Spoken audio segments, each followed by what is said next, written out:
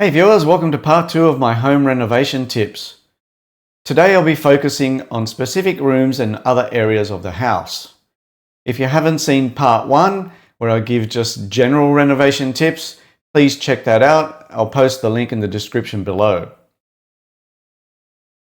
Now, as I mentioned in part 1, I don't work in the building industry, so please do not take any of this as professional advice.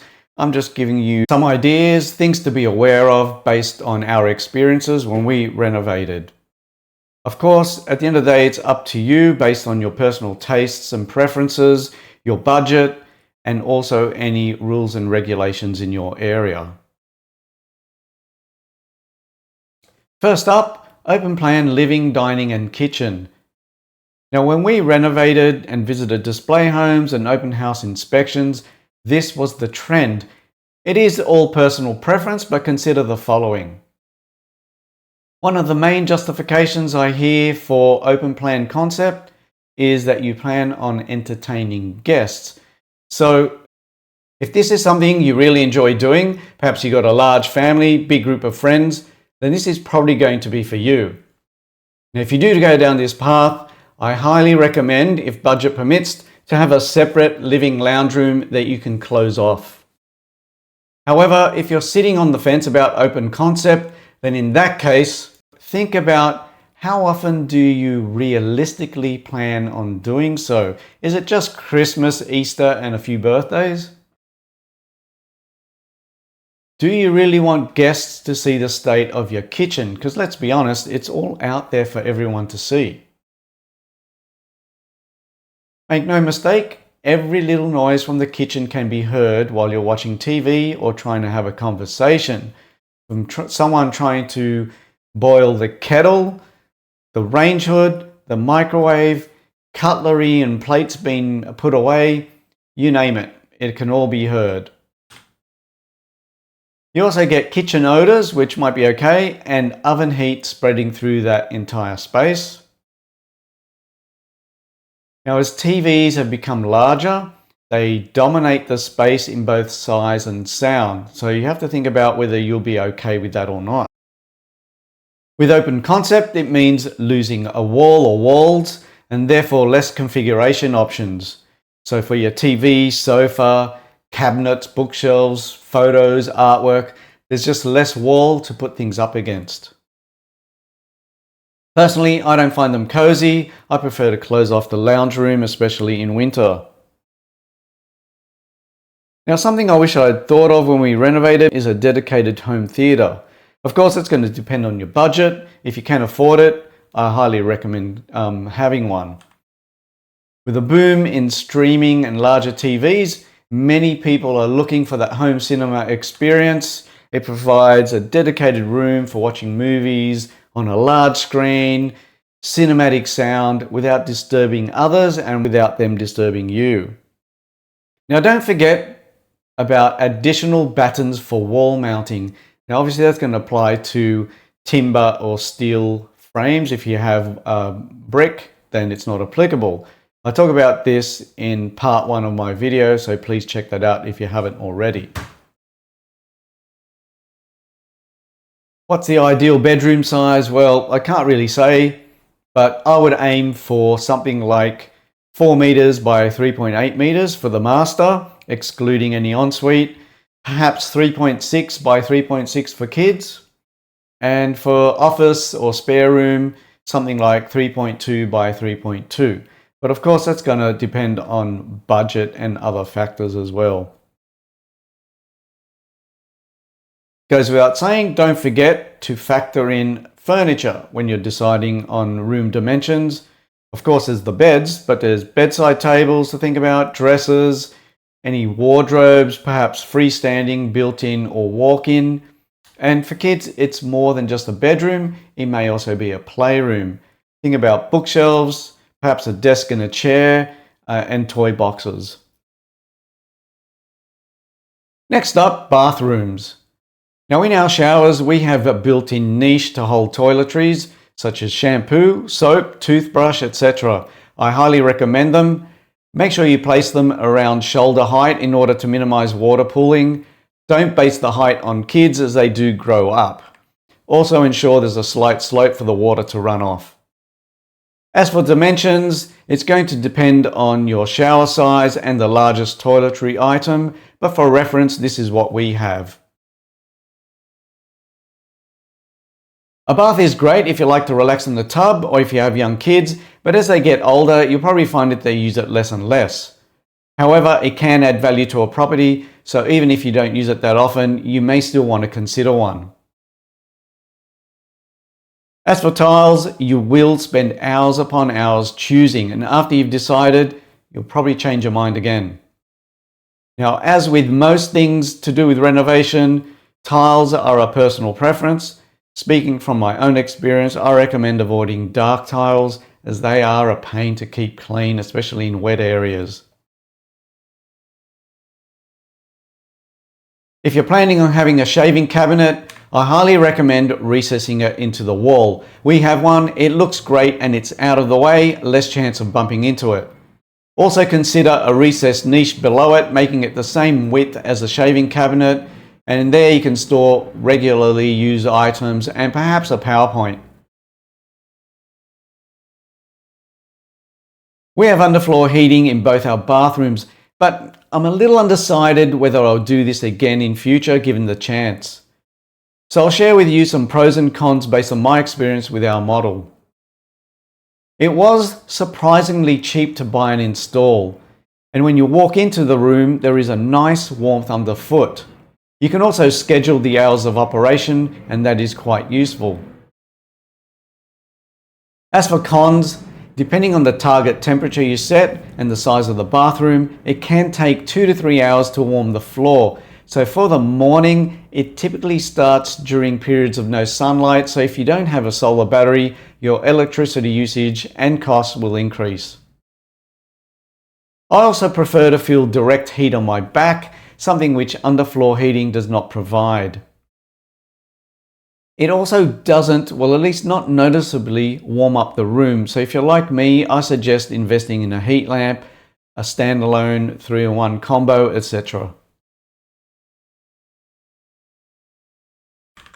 As I said, I am undecided with this. There's nothing like stepping onto a warm bathroom floor, especially on a cold winter's morning. It's certainly something you're not going to get from a heat lamp or a 3-in-1 combo. Now with bathroom ventilation, in order for the exhaust fan to be effective, you need air coming in to replace that that's been sucked out. So with that in mind, ideally locate the bathroom on an outer wall so you can have a window, and one that you could always leave a little bit open even if it's raining. Alternatively, you could install an opening skylight, but note these usually automatically close whenever it rains, so it's not ideal during extended periods of wet weather. And I'll talk about that more when I get to skylights a bit later on in this video. Also ensure there's at least 1 inch gap between the bottom of the door and the finished floor. I also recommend placing an appropriately rated exhaust above or near the shower head so that the steam is sucked up before it can spread out. And this is especially for walk-in showers or large showers with no door, which is something that we have. Now you also want to have the exhaust ducted to the outside, either via the roof or the eaves. Don't forget the floor waste, so the drain for any water overflow or spillage. Now I realize it's most likely a requirement anyway, but I thought I'd bring it up just in case it's forgotten, especially in any external areas such as a laundry. Now this is what happened to us.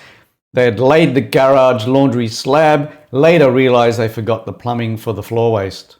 So they had to cut the slab in order to install it. Now if the garage is going to be part of the renovation, well it goes without saying you want to make sure the cars will fit, but also include room on both sides and the back for storage. Now for reference, the internal dimensions of our garage are 5.9 meters wide by 7 meters long, and this can fit both our large SUVs. We have roughly 70 centimeters between both cars, which is okay, but if you're not careful, you can hit the other car with a door.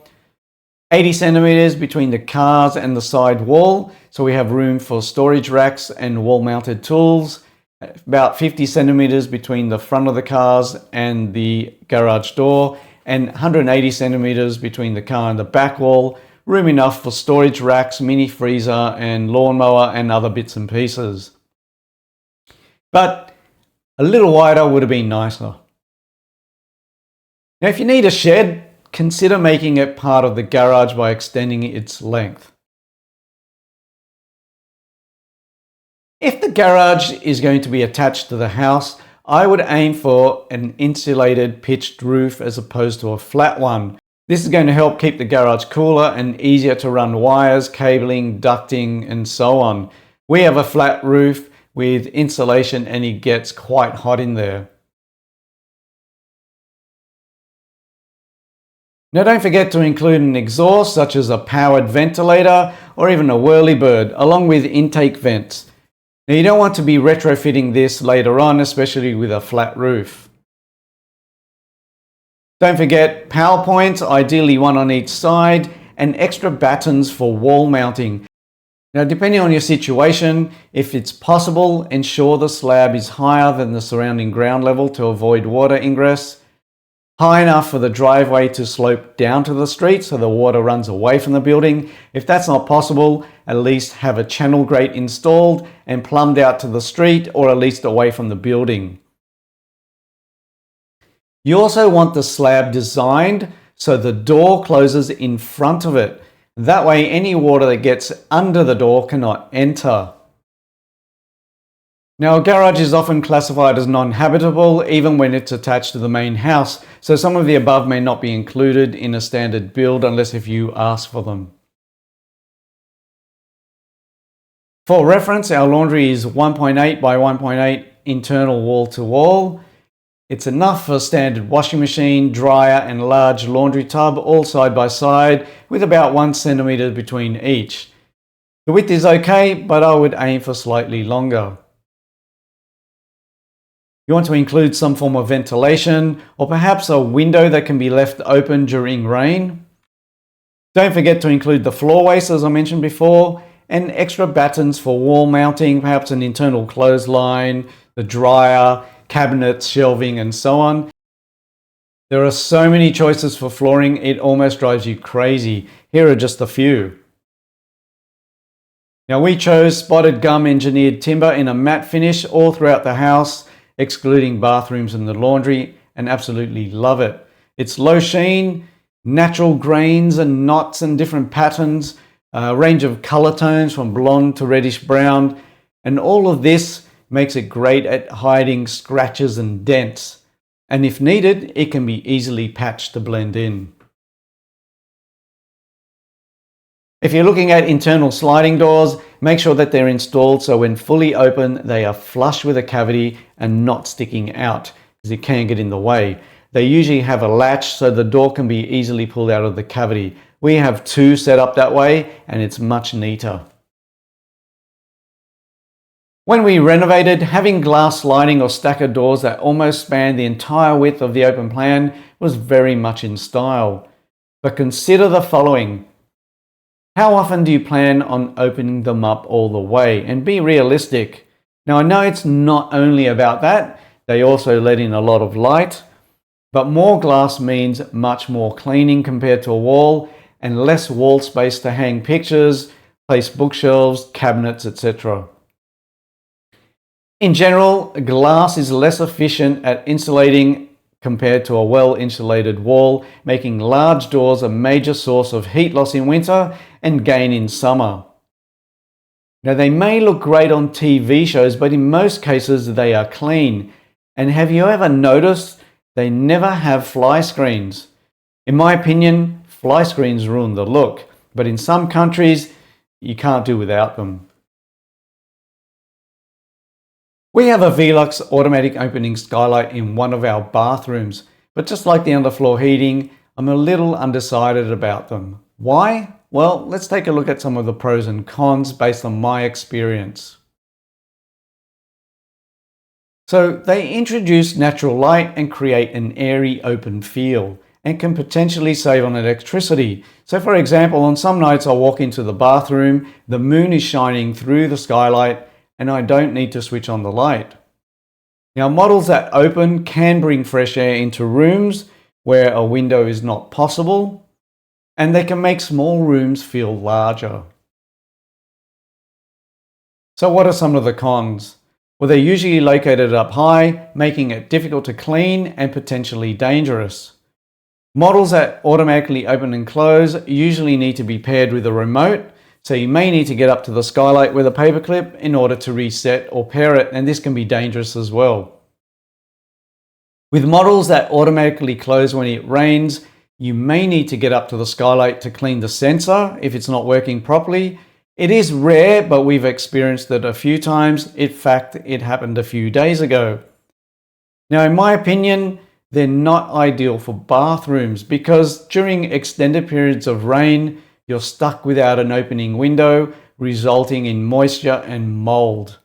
And given the climate change we're experiencing, we've had quite a few occasions where it's rained on and off for 2 weeks straight.